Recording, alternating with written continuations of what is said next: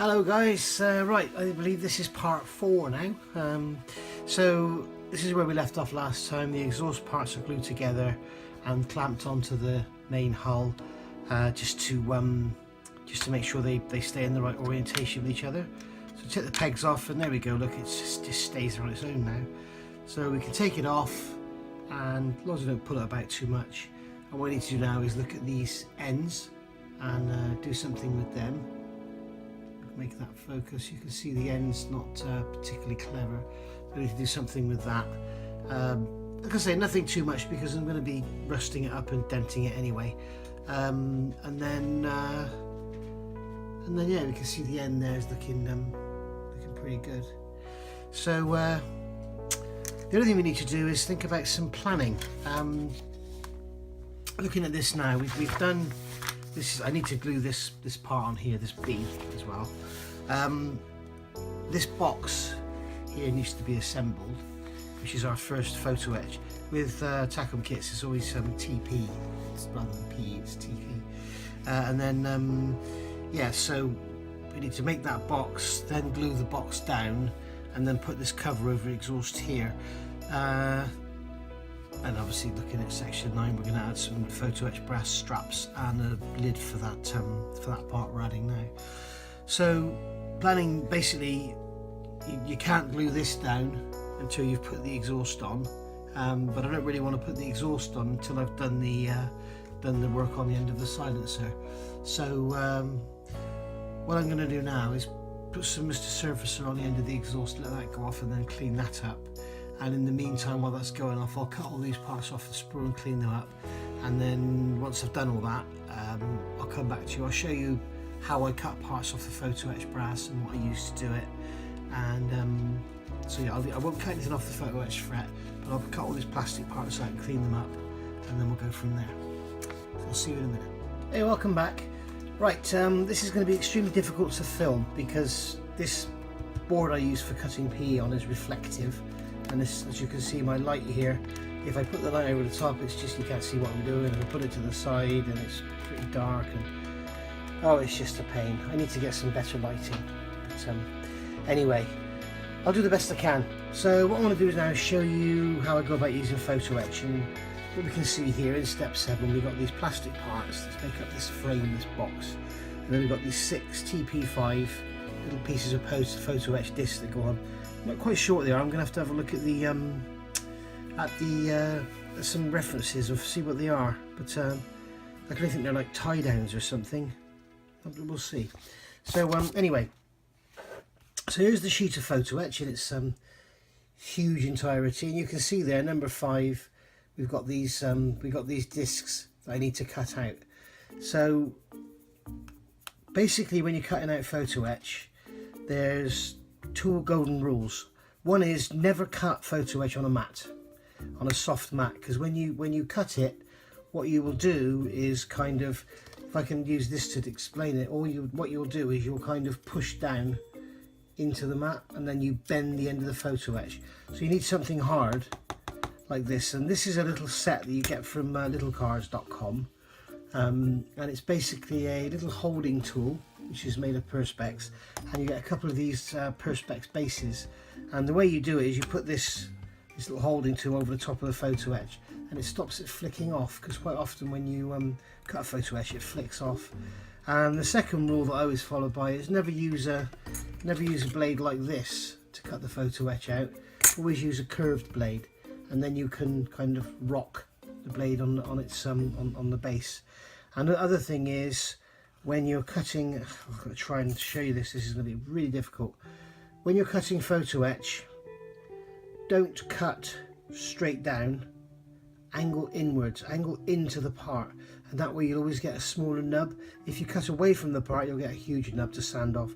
But sometimes you cut in like inwards like this, you see this is vertical, this is the wrong way, and then this is the right way. So cut into the part and then you'll get a tiny little nub. So hopefully you can see this. If you can't, I'm sorry, but I'm sure sometime in the future when I've got some better lighting, you'll get a better idea. So I can basically come down here, place the knife up on it, angle it in, and then push down. and then the same there, push down. Okay, and then when I lift the photo etch away, you can see that one there hasn't quite come off, so again, put the little holding tool over it and cut. Oh, he's being a pesky little swine, he doesn't want to come off. So cut again, there we go, he's off now. Don't ever be tempted to sort of try and flick it,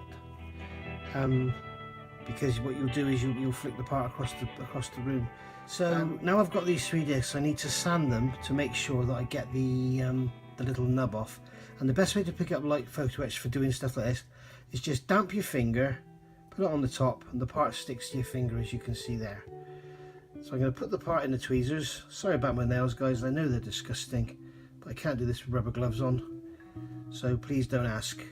If you find it that disgusting, then turn off. So now I've got the nub on there. And as you can see, the nub is absolutely tiny. So I'm just going to oops, sorry, off the camera, my favourite trick. Just going to tickle it around. Just tickle it around to get the nub off, like so, and then put it down. Pick up the next one. Into the tweezers. With the nub sticking out. Hold the tweezers nice and tight. You can see there that the nub is all but gone. Do you know what, guys, if you knew how difficult this is doing this on camera, you wouldn't believe it. What I should do is get myself one of those Optivisor things, isn't it, and then I can see what I'm doing and show you what I'm doing as well. But you get the idea. Yep. And also the proof that you don't need to use a file. One of the beauty of these parts is they're the same on both sides, so it doesn't really matter which way around it goes. Quite often with photo etch you'll have a design on one side or something, so you need to make sure you know. Now we're going to use super glue to glue these on. Remember I showed you yesterday that I use a Pringles pot, and basically I put a dab of glue on it just to show you. Now that's been in there obviously for 24 hours, and just to sort of show you why I use a Pringles pot, watch. See, that's gone. That piece of super glue is gone, and it hasn't even hardly left a mark behind. So that's why I used it, and one of these will last you about a year. So, and when you do use it, it's a good excuse to get another pack of Pringles, which I'm sure we all love. Right, so I'm going to put a little tiny drop of super glue on here, like so, and then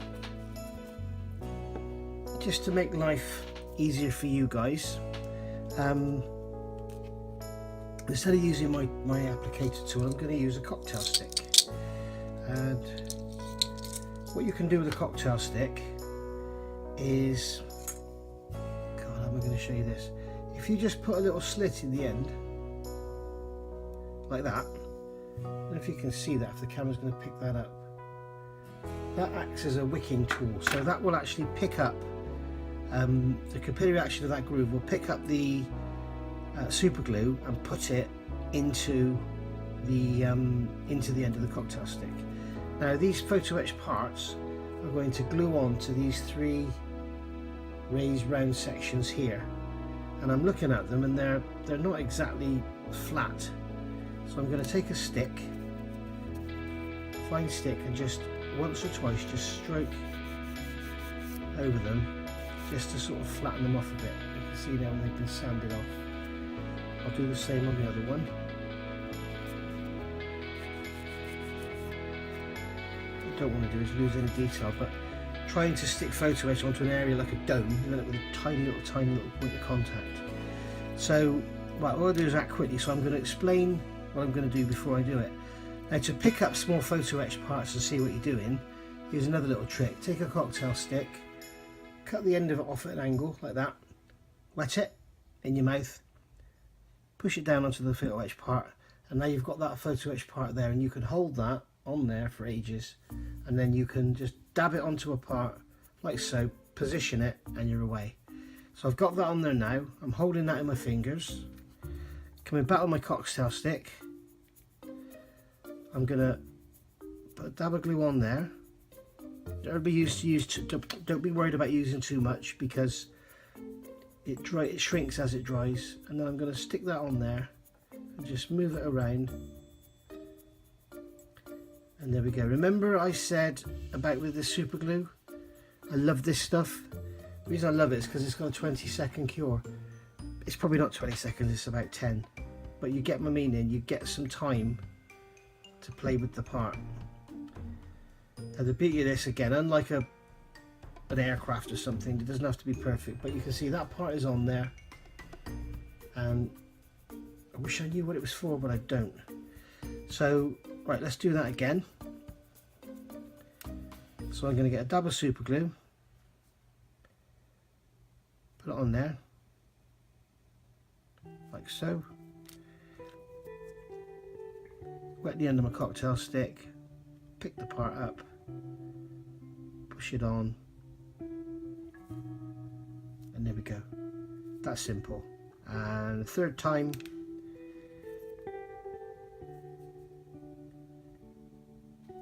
drop a super glue, wet the cocktail stick, pick up the part, whoops, pick up the part. Oh, this one doesn't want to be picked up, and then just dab it on like that. And there we go, there's those parts all on there. They'll probably flick off at some point when I'm weathering, but never mind now. Like I said, I'm gonna have to have a look and see what they are. I'm not entirely sure what they are, but there you go. Okay, so we'll call that a wrap for now, and I'll be back in a second when I've assembled the box. Okay, so as the instructions say, I've taken those parts off the spool, cleaned them all up, added the photo etch which I showed you, put this box together, which is not the best. There's not really much location there at all. All you've got is some 45-degree cut angles to butt up against each other, but it's quite difficult to hold it and without it all just flopping around. So it ends up basically like this, and then you add this exhaust piece in. So what I've done is there's the box there, and you can see that I've glued the exhaust piece in to give it some rigidity, because otherwise it was just flopping about like a big parallelogram. So that's going to basically fit on there like that, and there's 4 grooves that it slots into. You can see on the back you've got the tabs there, and they go into those 4 grooves. So yeah, that goes on like that. Of course, can't glue it down yet because the exhaust has to go under it. But yeah, good way to let it set is just to put it down like that. This is just placed in place, not glued down yet. And you can see that here I've done the Mr. Surfacer in the joins, and I'll show you how I do that, clean that out of those joins later when it's dry, without damaging the rivet detail at all. So so there we have it. So I've shown you there some photo etch detail, how to work with photo etch, and basically adding this part on. So yeah, wait for this to go off now, and then I'll show you what I do with that Mr. Surfacer. I'm going to be using cotton swabs for the next part of this build, so I just thought it's a good opportunity in case anybody's not aware of them. You can get Tamiya cotton swabs. They cost a lot of money, but they do have their purpose. Now if you look at these two here, hold these two together, this one on the left is the Tamiya one, and on the right is just a normal cotton swab. And as we all know, when you look closely, these things are all fluffy and furry, and when you use them you often get bits of fluff stuck to your model, whereas these aren't. These are quite hard, so they do have a good purpose, especially for what I'm going to show you now. So yeah, they come in different range of size. I'm not sure if I've got them all, but there's this one which is the Craft Cotton Swab Triangular Medium.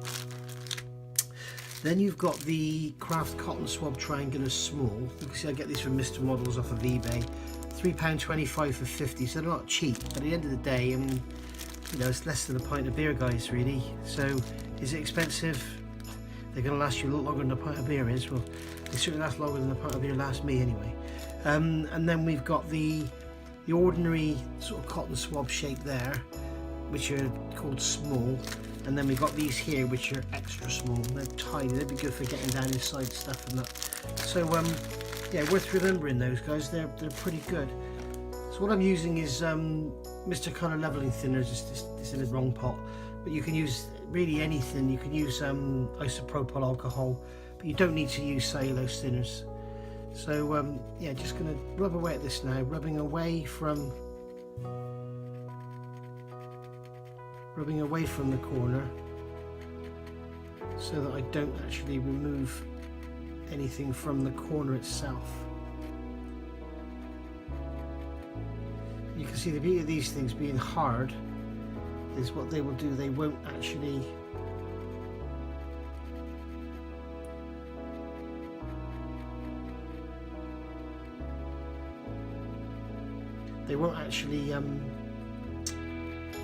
you know, they're not really soft and they don't just roll over onto the edge. So there we go, there's that one come away.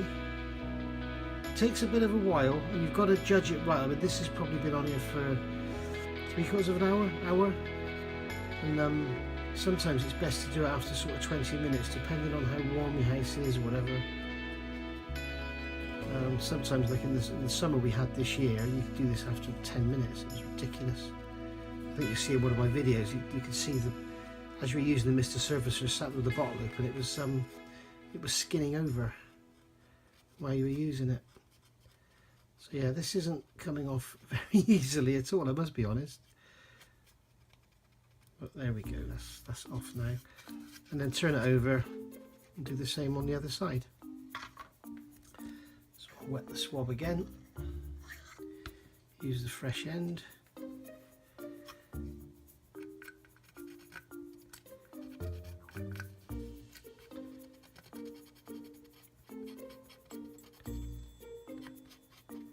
Again, staying away from the corner. You don't want to wipe. There's only a tiny gap there anyway, but what you don't want to do is wipe the Mr. Surfacer out of the gap. There's another good thing with these cotton swabs. They're very very pointed and they get into sharp corners nicely.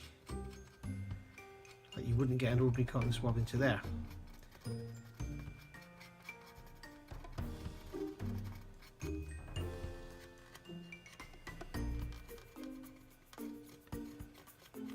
There you go, and you can do this on anything, and you can see if you look at that closely, you will see that the Mr. Surfacer has stayed in the gap. So when that's painted, that'll look like a sharp piece of steel, not two pieces of plastic glued together.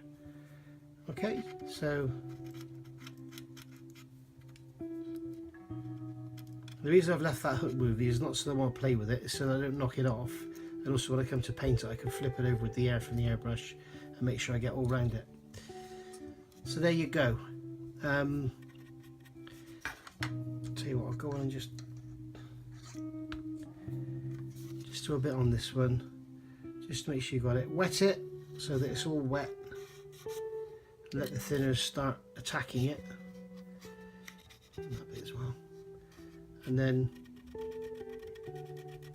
working away from the corner, never rubbing the corner itself, just rub it all off.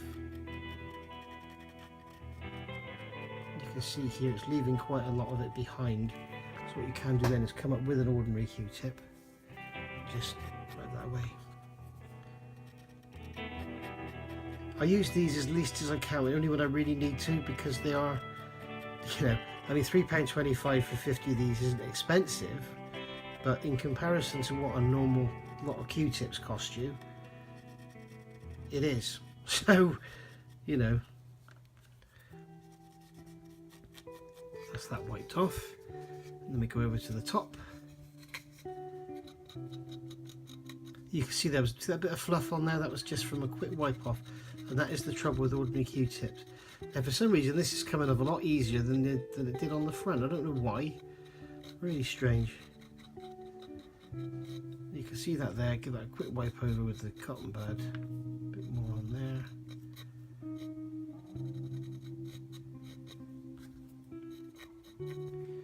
And there you go. You've got Mr. Surfacer in the gap, and it looks like it's a piece of angle iron rather than two bits of plastic. So there we go. We'll call that one a wrap for there. I'm not sure how long this is. Probably about 10, 15, 20 minutes. And I'll come back later when I'm going to fit the exhaust. The next stage is to fit the exhaust and do these PE brackets. So for that, I think I'll show you how I anneal the brass and how I roll it. I may not need to anneal it, but I'll show you how I anneal it anyway. So keep watching, guys. I'll see you later. Bye.